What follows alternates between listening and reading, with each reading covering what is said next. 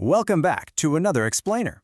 Today, we're embarking on a highly structured and honestly fascinating journey into the ultimate discipline of vocal precision. We are talking about the mastery of Tajweed. We're going to break down the intricate science of Quranic recitation into clear, easy-to-grasp concepts. So whether you're just starting to figure out your Arabic letters, or you're already looking to refine those microscopic details of your pronunciation to a professional level, you are in exactly the right place.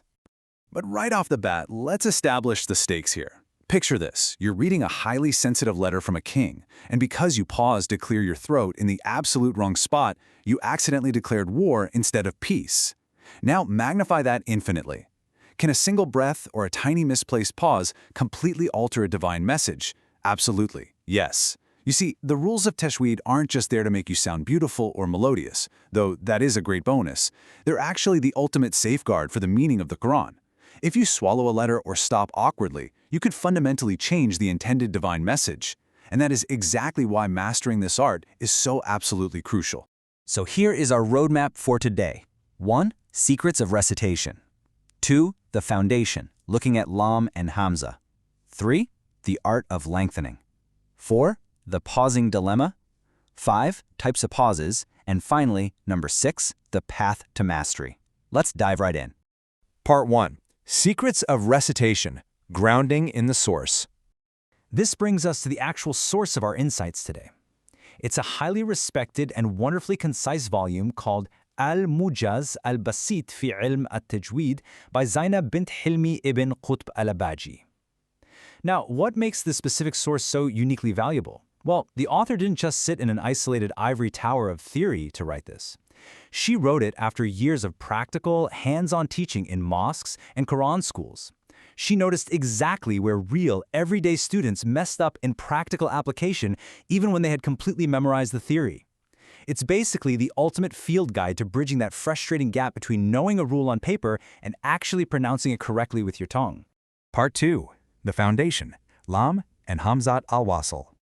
Let's look at a really important distinction here. We all know the classic rules you learn on day 1, the moon lam, which you pronounce clearly, versus the sun lam, which completely merges into the next letter. But we need to zoom in on something specific, which is the lam of the verb. In very common phrases like kulna am or kulna, you must pronounce that lam with absolute sharp clarity. It is such a common mistake for the tongue to just get a little lazy and accidentally swallow that lam, making it sound like kunam. You literally cannot let your letters disappear into the gears like that. You've got to keep that verb lam crisp and distinct.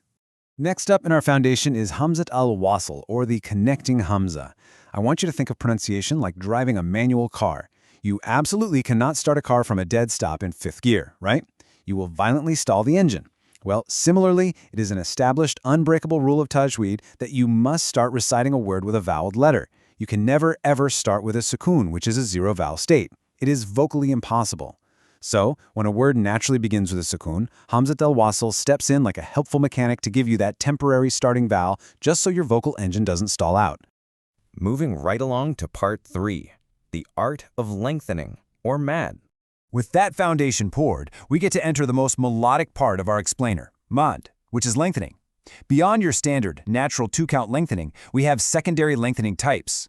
These are triggered by specific linguistic reasons, usually because you bump into a hamza or a sukun. Our source categorizes these into 6 specific types: attached, separate, substitute, temporary zero voweling, soft, and compulsory. But here's the million-dollar question. What actually happens when 2 of these rules overlap in the exact same word?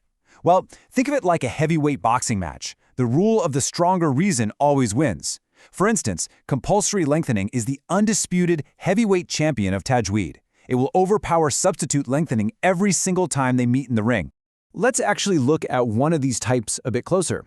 Substitute lengthening, also known as mad al-badal. Look at these examples from our source material. Words like amanu and utu. Notice how the letters are arranged here. The soft lengthening letter is preceded directly by a hamza in the exact same word. The hamza comes first. When you see this very specific setup, and importantly, it isn't followed by another hamza or a zero vowel later on, you have substitute lengthening. According to the standard recitation style of Hafs, you simply stretch this vowel for exactly 2 counts. It's simple, it's elegant, and it's totally essential for a smooth recitation. But what happens when you decide to stop at the end of a verse? That triggers something called lengthening based on temporary zero voweling. Because you are forced to stop on a sukun, the vowel right before it becomes temporarily stretched out. What is so brilliant about this specific rule is how adaptable it is to your chosen reading pace. If you're reciting fast, keep it short, just 2 counts. If you're going at a moderate balance pace, give it 4 counts. And if you're reading slowly and perfectly, stretch it all the way to 6 counts. But here is the absolute golden rule: consistency. Whichever speed you pick at the start of your reading session, you have to lock that in and maintain it the whole way through. No switching gears halfway. Part 4. The pausing dilemma. Okay, we have all been there. You are deep into a beautifully rhythmic verse, you're applying all your mad rules perfectly, you're feeling like an absolute professional, and suddenly, you are completely out of oxygen. Your lungs are entirely empty, mid-sentence. What do?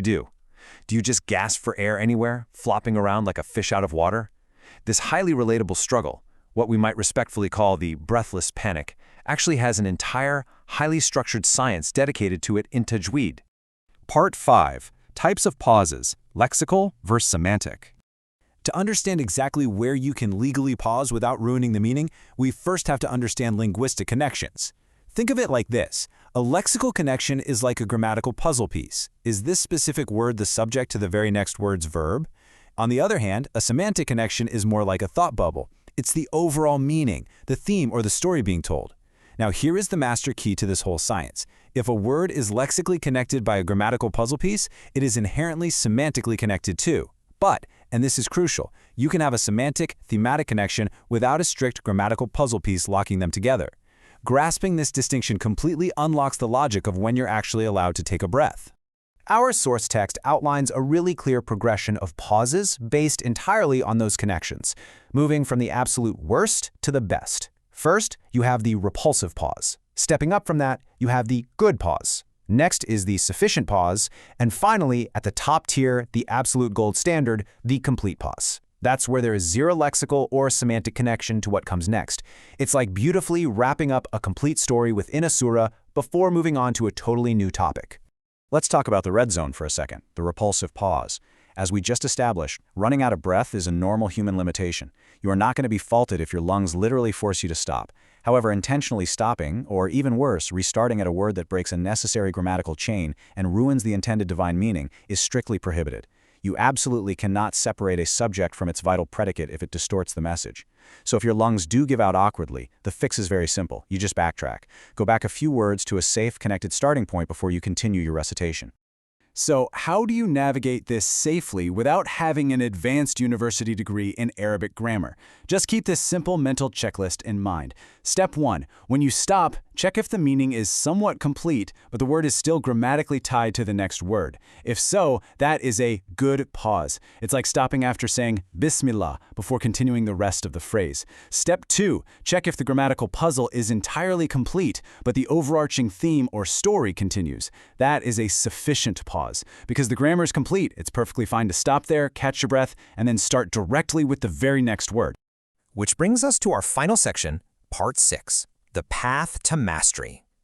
Look, we've covered the mechanics, the breathwork, the linguistics, but this direct quote from the author of our source text is without a doubt the most important takeaway of this entire explainer. She writes, "The glorious Quran can only be learned well through oral teaching directly from sheikhs. Books are only a means." You see, explainers like this one, and even the most comprehensive textbooks in the world, are fantastic theoretical roadmaps, but Tajweed is fundamentally at its core an oral tradition. To truly master the exact physical points of articulation and the subtle flow of these complex rules, you need a highly trained human ear to listen to you and correct you in real time.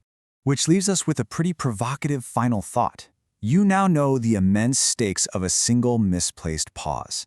You've seen the brilliant, highly structured logic behind lengthening and stopping. But does your daily recitation truly honor the divine text? Are you relying solely on theory and explainer videos? Or are you ready to step out of your comfort zone, step into the arena, find a qualified teacher, and truly perfect your voice? The theory is now in your hands, but the actual voice is completely up to you. Thanks so much for joining me on this explainer, and keep learning.